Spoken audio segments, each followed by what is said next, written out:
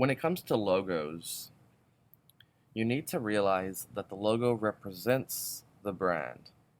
And not just in the way of like, hey, this looks cool, but the logo should actually represent part of the message of the brand, what the brand is about, what the brand stands for. And the logo becomes sort of the central image, the central idea, the central icon that people often think of when they think of a brand. So if you think of Nike, you probably imagine the swoosh. If you think of Coca-Cola, there's a good chance that you picture the written out letters of the brand name, which in their case serves as their logo. If you think of Apple, you probably think of the little icon of the apple. If you think of Microsoft, you probably think of the little window thing that they've got going on, which has changed a little bit over the past 25 years or so.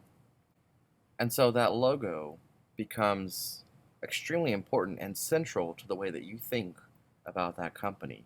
And so thus it's very, very important that that logo actually represent them and carry the same message and ideas that they want their company to carry. So when it comes to a logo, it can be rather simple. If you think about Microsoft or you think about Apple or even Nike, the logo is rather simple. Now my example of Coca-Cola is a bit more complicated with the fonts and all the special font treatment, but it doesn't have to be that way. A logo can be pretty simple. Now that being said, just because you throw a bunch of random shapes together doesn't mean you have a good logo.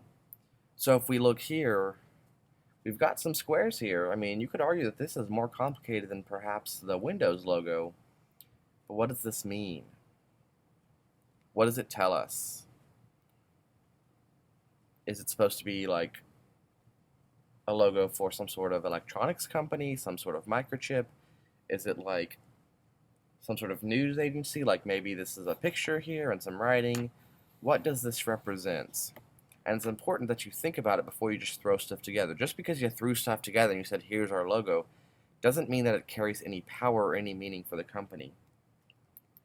So like Nike, for example, they've got that little swoosh, right? So what does that mean? So if you look at Nike, if you look at the brand name itself, in case you're not aware, Nike isn't just some random word they came up with. It's not some guy's name. Here we go. So from Magnetic State Design Studio, what does Nike logo mean? So the logo known as the swoosh, it's just two simple curved lines as we can see. And that logo represents a lot of money, even its simplicity.